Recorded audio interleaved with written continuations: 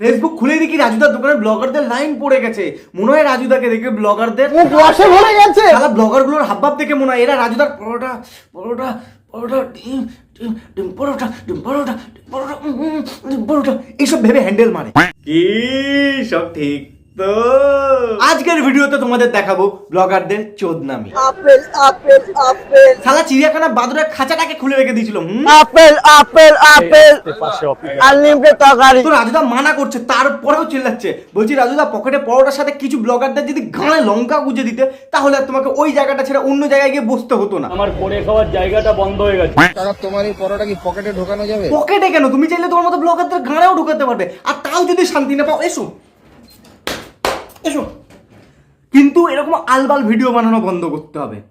সালা ফেসবুক খুললে পকেট পরোটা, ফোনপে পরোটা, আন্ডারগ্রাউন্ড পরোটা, এই পরোটা এই পরোটা, আমার ভাড়া পরোটা, সালা পরোটা মারা পরোটা। পশ্চিমবঙ্গে পরোটার মাল্টিভার্স চলছে। আচ্ছা, তোমার এর আগে তো দুটো দোকান ওপেনিং হয়েছিল, সেগুলো খবর কি? একটা খবর আছে, হিটকোর সমস্যা, যে সমস্যা না মেটা পর্যন্ত সে দোকান ওপেন হচ্ছে না। কালীঘাটে যেটা হয়েছে সেটার একটু সমস্যা আছে, সে সমস্যা না মেটা পর্যন্ত দোকানটা খুলছি না। আর এইসব দোকানের দিকে ইন্টারেস্টেড নেই আমার। ব্যাপারটা এরকম হয়ে গেল না, আসলে ছেলে ভালো, শুধু রাতে একটু খায়। দুটো দোকান খুলেছে, দুটোতেই সমস্যা, দুটোই বন্ধ, তারপরে বলছে কি ইন্টারেস্ট নেই। হ্যাঁ কাকা, আঙুর ফল বিশাল টক। এখন আমি মানুষের দোকানের দিকে ইন্টারেস্টেড হয়ে গেছি।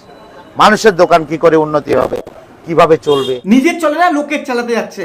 মানে নিজের ঘরে নেই ভাত, ছেলে ইএমআই আইফোন কিনে লোকের সামনে মারে ফাট। আমার মধ্যে আর আমি নেই। কাকা মনে হয় খালি পেটে নিজের পরোটা খেয়ে ফেলেছে।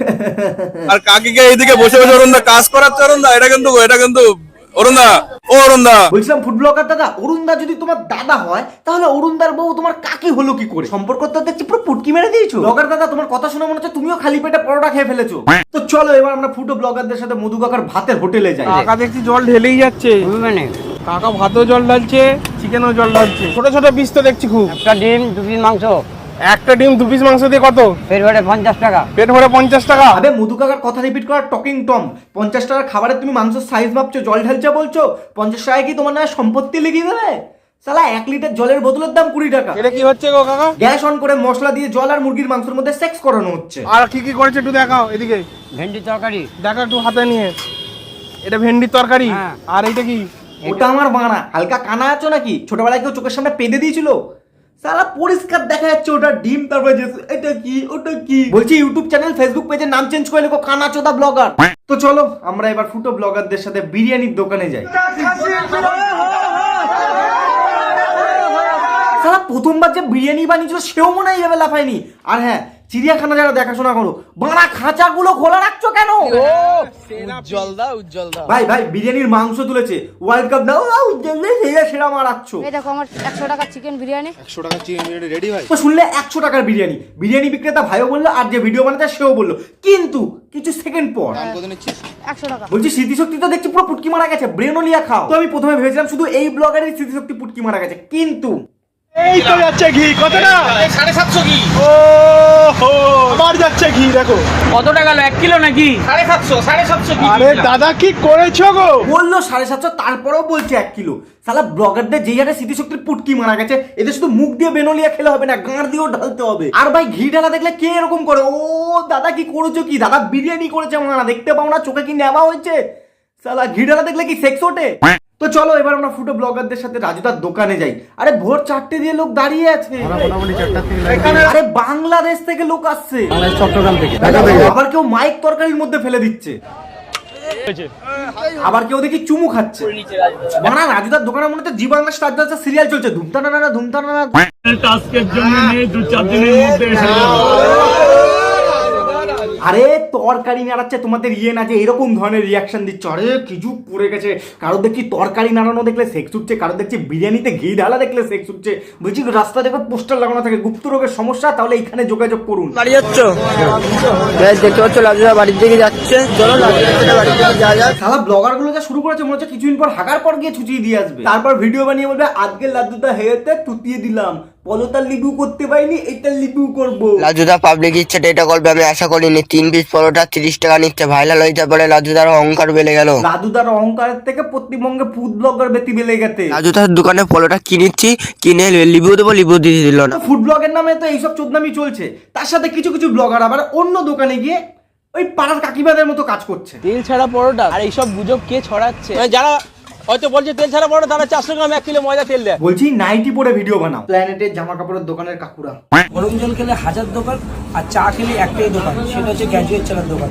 আসুন আর চা ট্রাই করুন আর অমৃত পান করুন। আচ্ছা, অমৃত স্পেশাল মশলা চাকে বানায় অমৃত। চার দোকানে ভিড় হয়ে গেছে, দেখতে পাচ্ছ গাইস, মারাত্মক ভিড় হয়ে গেছে। মায়ের ছেলে গুনে গুনে 4টে লোক দাঁড়িয়ে আছে, তারপরে কি বলতে মারাত্মক বিল হয়ে গেছে। এবার বুঝলাম রাজুদা কেন তোমাকে রিভিউ করতে দেয়নি, রাজুদার জন্য সম্মান বেড়ে গেল। গাইস দেখতে পাচ্ছ 2 মাস বাস চলে গেল, হইছে দিল্লির বাস যাচ্ছে, কলকাতা থেকে দিল্লির বাস যাচ্ছে। দিল্লি ভাই দেখো, কোনো বাত নেতা মুক্তি কেন্দ্রে যাচ্ছে নাকি, দেখতে পেলেই উঠে পড়ো উঠে পড়ো। শুকনো নেশা নিজেও করবে না, কাউকে করতেও দেবে না, না হলে সবকিছু রিভিউ দিতে শুরু করে দেবে। এটা লোকে বলে ফ্রাইড আইসক্রিম, আমরা বাঙালির ছেলে, বাংলায় থাকি, আমরা আইসক্রিমের চপ ভাজি। আচ্ছা, এবার আইসক্রিমকে বাংলায় কি বলে বলো? তোমাদের কি কাটে রান্না এটা? হালকা আপনাকে আম কাট, আপনাকে লিচু কাট, কোনটা? বলছি দিদি, উনুন থেকে একটা আদা চলা কাঠ বার করো, তারপর মারো মারো মারো মালটাকে। প্রশ্নটা শুনে আমার মাথা গরম হয়ে যাচ্ছে, তুমি এত শান্ত আছো কি করে? বলছে হাতে যেটা মারছো সেটা না, সেটা ছুঁড়ে মেরো না, ব্লগারের থেকে সেগুলোর দাম বেশি। শালা তুমি ব্লগার, তুমি ব্লগ করতে এসছো, তুমি যে জায়গাটা এসছো সেই জায়গাটা দেখাবে, তুমি খাবার নেবে, খাবে, রিভিউ দেবে, রিভিউ দিয়ে তুমি টাকা দেবে, তুমি চলে যাবে। তুমি কি প্রশ্ন করছো কি কাঠে রান্না হয়? কেন কাঠটা কি তুমি গাঁড়ে নেবে?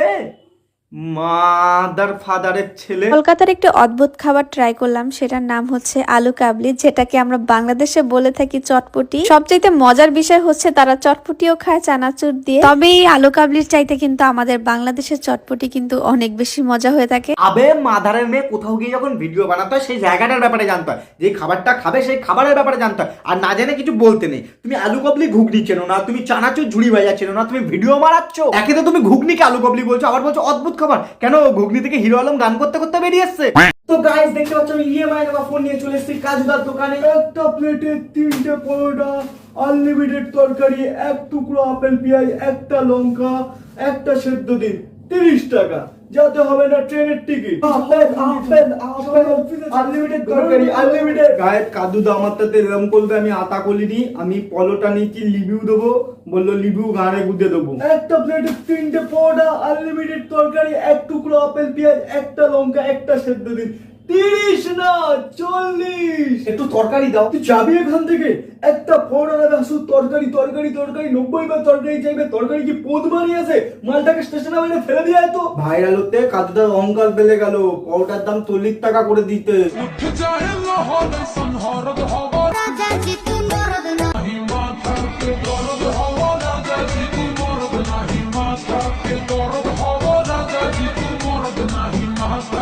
আজকের ভিডিও আমি এখানেই শেষ করছি। নতুন কিছু করার ট্রাই করলাম, জানি না তোমাদের ভালো লাগবে না বাজে লাগবে।